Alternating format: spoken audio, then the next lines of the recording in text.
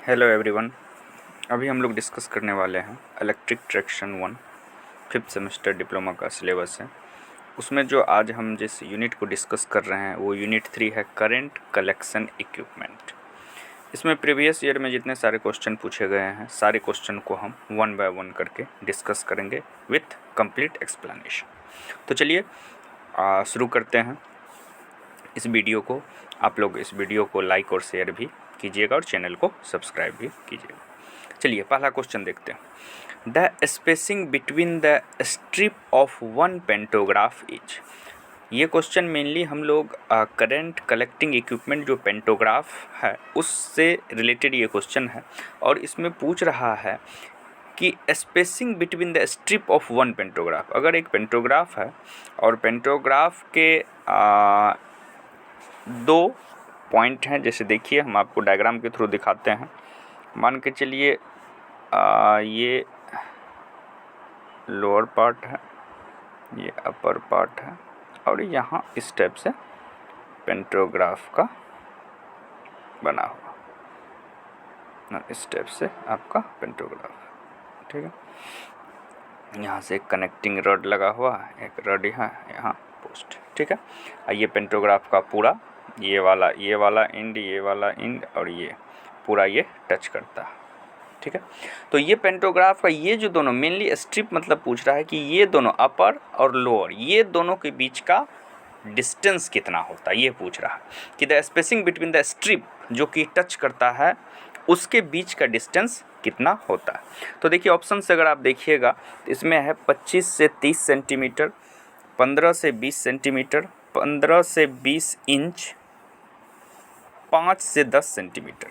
तो इसका exact answer होगा 5 से 10 सेंटीमीटर दोनों के बीच का डिस्टेंस होता है। तो एग्जैक्ट आंसर क्या हो जाएगा इसका? 5 से 10 सेंटीमीटर। क्लियर है? नेक्स्ट क्वेश्चन पूछ रहा है conductor rail system of supply is. Conductor rail system of supply is, option देखिए क्या है।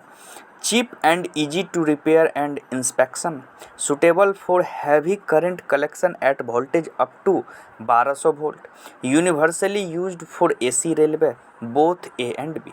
तो मेनली कह रहा है कंडक्टर रेल सिस्टम जो है हम लोग का वो मेनली जो सप्लाई के लिए सुटेबल है, किस टाइप? चीप एंड इजी होता है रिपेयर करने में और इंस्पेक्शन में उसको हम देख रेख जो करते हैं उसका। दूसरा suitable for heavy current collection होता है कहाँ? 1200 वोल्ट तक। तो ये ऑप्शन ए और बी कम्प्लीटली सुटेबल है। Option C universally use for AC railway, नहीं, एसी रेलवे में यूनिवर्सली नहीं और भी यूज किया जाता है। ठीक है, तो ऑप्शन डी होगा, ए और बी करेक्ट। तो ऑप्शन डी हो गया, यानी कि ए और बी दोनों करेक्ट है और वो ऑप्शन डी में मेंशन किया हुआ। ठीक है, चलिए नेक्स्ट अगर हम लोग तीसरा क्वेश्चन का बात करें, तीसरा क्वेश्चन का अगर हम लोग बात करें तो तीसरा क्वेश्चन क्या है? तीसरा क्वेश्चन देखिए क्या है हम लोग का। तो तीसरा क्वेश्चन पूछ रहा है हम लोग का pole collector is universally used for. Pole collector जो है वो हम लोग यूनिवर्सली कहाँ यूज करते हैं? ट्रॉली बसेस में, low speed up to 25 to 30 kilometre, man covering in traffic up to a distance of 4 to 5 metres from the contact wire, all of these. तो मेनली पोल कलेक्टर हम लोग trolley बस में भी use करते हैं, लो speed में तो यूज करते हैं और man covering in traffic up to a distance 4 to 5 metre from the contact wire. ठीक है, तो यानी कि ऑल ऑफ दीज हो जाएगा इसका, मतलब चारों ऑप्शन, तीनों ऑप्शन इसका परफेक्ट है, तो आंसर हो जाएगा डी, ऑल ऑफ दीज। ठीक है, नेक्स्ट अगर हम लोग देखें चौथा क्वेश्चन हम लोग का, चौथा क्वेश्चन क्या कह रहा है? द पेंटोग्राफ इज रेज और lowered from the driver cabin by. मतलब कि ड्राइवर जो केबिन में बैठा हुआ है जिसको हम लोग लोको पायलट बोलते हैं और assistant loco pilot, ASM assistant loco pilot और लोको पायलट। तो जब आपका 3 साल का एक्सपीरियंस हो जाएगा तो आप 3 से 5 के बीच एक्सपीरियंस हो जाएगा तो आप लोको पायलट बन जाएंगे, 5 साल मिनिमम। और उससे पहले आप असिस्टेंट लोको पायलट रहते हैं रेलवे को चलाने के लिए। तो रेलवे लोको में, मतलब रेल इंजन में। तो यहाँ पूछ रहा है कि ड्राइवर जो केबिन में बैठा रहता है, असिस्टेंट ड्राइवर और लोको ड्राइवर दोनों, वो जो पेंटोग्राफ है जिससे कि हम लोग करंट कलेक्ट करते हैं फ्रॉम OHE से, मतलब कि ओवरहेड वायर जो ऊपर लगा हुआ कॉन्टैक्ट वायर, उससे पेंटोग्राफ को टच करते हैं, उसको लोअरिंग एंड रेजिंग करने का क्या तरीका है, क्या मेथड है। तो हम आपको मेथड पढ़ा चुके हैं। तो देखिए यहाँ पहला ऑप्शन में है एयर रेज्ड ग्रेविटी लोड, दूसरा है एयर रेज्ड स्प्रिंग लोड, तीसरा है स्प्रिंग रेज्ड लोड, और चौथा है due to the method 1, B and C।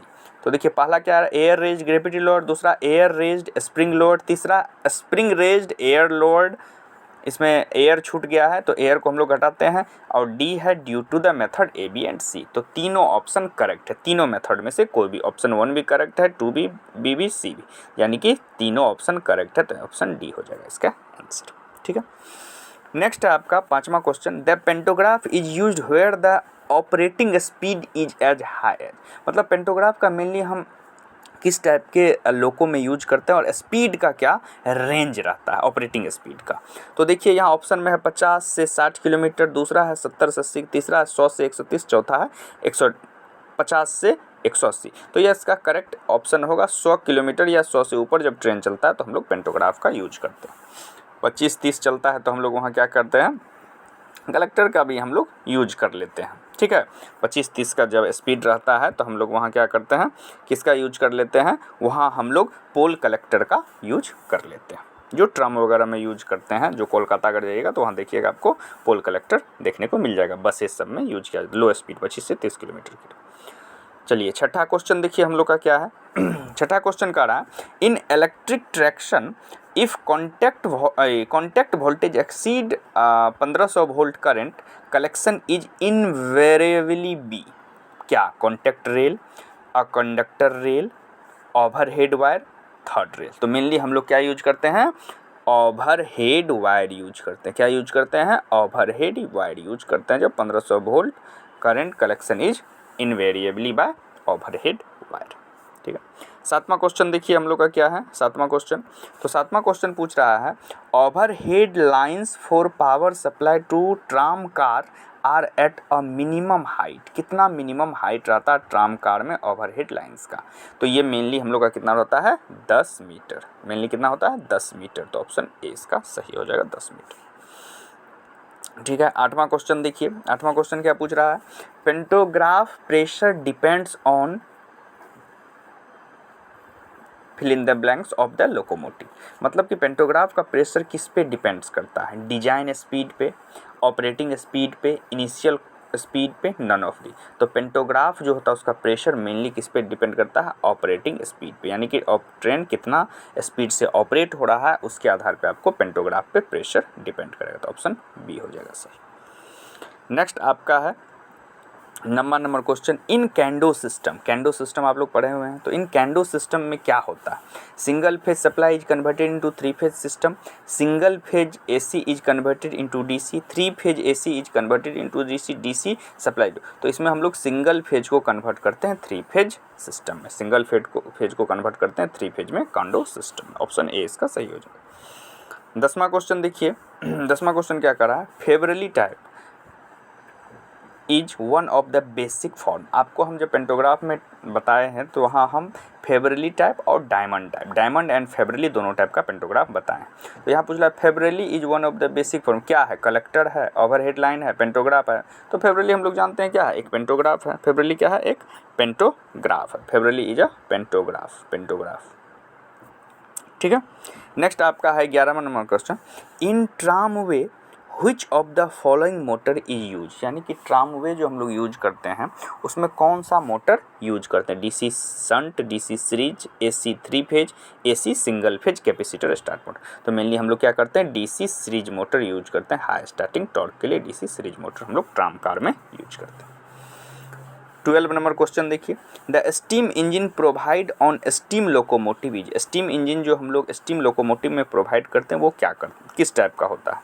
तो यहाँ लिखा single acting condensing type, single acting non condensing type, double acting condensing type, double acting non. तो मेनली हम लोग का जो स्टीम इंजन होता है वो कैसा होता है, डबल एक्टिंग होता है, ठीक है, दो मैंने अप एंड डाउन दोनों होता है। नॉन कंडेंसिंग टाइप यानी कि उसमें जो स्टीम होता है उसको हम लोग कंडेंस नहीं करते हैं, नॉन कंडेंसिंग। तो double acting non condensing type steam engine mainly हम लोग लोकोमोटिव में यूज। स्टीम इंजन तो बहुत टाइप के होते हैं, लेकिन लोको में जो स्टीम इंजन यानी कि इंडियन रेलवे में जो पहले स्टीम इंजन यूज किया था तो वो कैसा था, double acting non condensing type, यानी कि वाटर जो स्टीम बनाते थे फिर उस स्टीम को कंडेंस करके वाटर नहीं बनाते थे, ठीक है, इसलिए नॉन कंडेंसिंग टाइप हम लोग बोलते हैं इसको। नेक्स्ट हम लोग का 13वां क्वेश्चन देखिए। 13वां क्वेश्चन क्या है, 13वां क्वेश्चन पूछ रहा है long distance railway use which of the following. Long distance railway किस टाइप का सप्लाई स्कीम यूज करता है, तो हम लोग बार बार जानते हैं कि 25 kV सिंगल फेज 50 हर्ज हम लोग यूज करते हैं। तो ऑप्शन में चलिए देखते हैं क्या है, 200 volt DC, 25 kV single phase AC, 25 kV 2 phase AC, 25 kV 3 phase. तो मेनली हम लोग 25 kV सिंगल फेज AC 50 हर्ज फ्रीक्वेंसी यूज करते हैं, ऑप्शन बी करेक्ट हो जाएगा। इसके बाद 14 नंबर क्वेश्चन देखिए क्या पूछ रहा है, overhead capacity of diesel engine is usually restricted to. तो अभी इंडिया में जो लोगों का डेवलपमेंट हुआ, सबसे पहले स्टीम इंजन आया, स्टीम इंजन से भाप इंजन जिसको बोल सकते हैं, वाष्प इंजन जिसको बोल सकते हैं, स्टीम इंजन आया, स्टीम इंजन के बाद आपका आया डीजल इंजन, डीजल इंजन के बाद अभी हम लोग इलेक्ट्रिक लोको पे कम्प्लीटली डिपेंड हो रहे हैं। इलेक्ट्रिक लोको यूज, जहाँ भी इलेक्ट्रीफाइड ट्रैक इलेक्ट्रिफिकेशन जहाँ हो गया सारे जगह हम लोग इलेक्ट्रिक लोको का यूज कर रहे हैं। तो चलिए यहाँ क्वेश्चन पूछ रहा है overhead capacity of diesel engine is usually restricted, कितना परसेंट तक होता है, 2%, 10%, 20%, 40%। तो मेनली ओनली 2% होता है, ऑप्शन ए सही हो जाएगा। इसके बाद 15वां क्वेश्चन देखिए क्या है हम लोग का, 15 नंबर क्वेश्चन क्या है, तो 15 नंबर क्वेश्चन पूछ रहा है fill in the blanks, locomotive has the highest operational availability, electric, diesel, steam, all of these. तो कहता है वो कौन सा लोको है, ये तीन जो ऑप्शन दिया हुआ electric, diesel, steam, all of these, उसमें से वो कौन सा लोको है जिसका हाई ऑपरेशनल अवेलेबिलिटी होता है, यानी कि वो आप कभी भी उसको ऑपरेशन में ले सकते, कभी भी उसको यूज कर सकते, जिसका अवेलेबिलिटी सबसे ज़्यादा हो।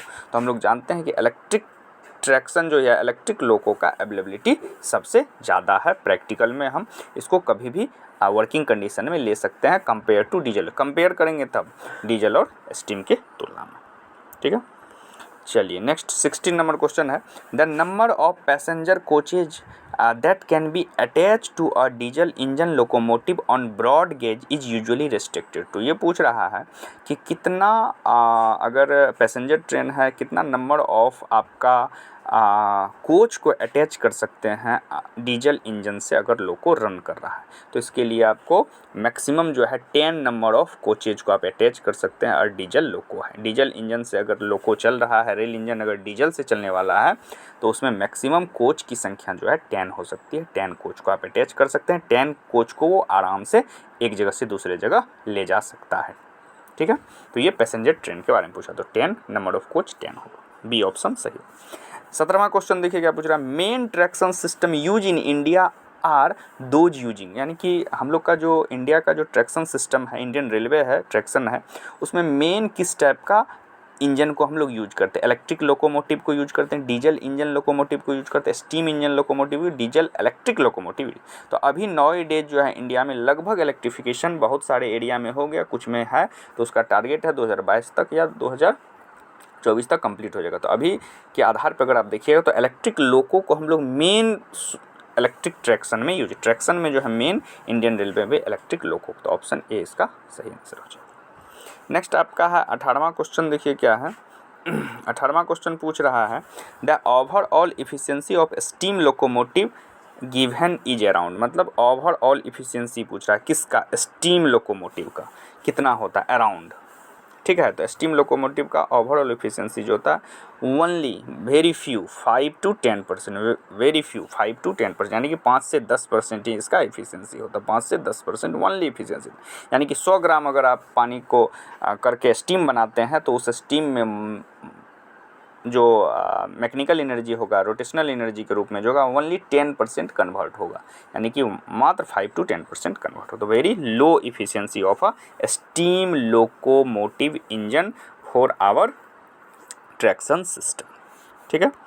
नेक्स्ट आपका क्वेश्चन है 19वां क्वेश्चन देखिए क्या पूछ रहा है, in case of locomotive that tractive power is produce. Tractive power मतलब क्या होता है, मतलब कि आपका जो ट्रैक्शन में जो एक पावर शक्ति चाहिए, पावर चाहिए जिससे कि वो मूव करेगा, वो किस टाइप का होता है, तो किस केस में पूछ रहा है, मेनली ये स्टीम इंजन के केस में पूछ रहा था। पहला है single cylinder double acting steam engine, double cylinder single acting steam engine, double cylinder double acting steam engine, single stage steam turbine.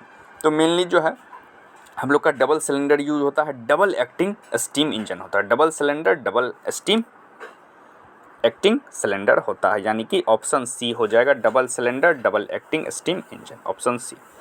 और लास्ट क्वेश्चन आपका 20 नंबर क्वेश्चन क्या है, in case of steam engine the steam pressure is, यानी कि इसमें steam engine का ही लगभग 4-5 question है, ठीक है। तो इसमें उससे कोई मतलब नहीं है, स्टीम इंजन पूछा है तो ठीक है हम लोग, क्योंकि हम लोग का जो इलेक्ट्रिक लोको है सबसे पहले स्टीम ही था, स्टीम से डीजल आया, डीजल से भी इलेक्ट्रिक लोको पे हम लोग आ रहे हैं। तो स्टीम इंजन के बारे में पूछ रहा है कि उसमें प्रेशर कितना होता है, प्रेशर मतलब फोर्स पर यूनिट एरिया कितना होता है, प्रेशर मतलब फोर्स पर यूनिट एरिया कितना होता है। तो स्टीम इंजन में जो स्टीम प्रेशर होता है वो होता है 10 to 15 kg फोर्स पर सेंटीमीटर स्क्वायर, 10 to 15 यानी कि 10 से 15 kg फोर्स पर सेंटीमीटर स्क्वायर, ठीक है। इतना आपका प्रेशर होता है स्टीम इंजन के अंदर, स्टीम लोको के अंदर। स्टीम इंजन जो है, स्टीम इंजन के अंदर जो स्टीम का प्रेशर है, स्टीम इंजन के अंदर जो स्टीम का प्रेशर है वो होता है 10 to 15 kg फोर्स पर सेंटीमीटर स्क्वायर। तो इस तरह से आपका हमने 20 क्वेश्चन को डिस्कस किया, इसको आप लोग देखिए, रिवाइज कीजिए, जो भी जितना भी कंसेप्ट था हमने इसमें पुट कर दिया है, और ये आप इसको बार बार रिवीजन कीजिए। चलिए थैंक यू, फिर मिलते हैं हम लोग नेक्स्ट वीडियो यूनिट 4 और यूनिट 5।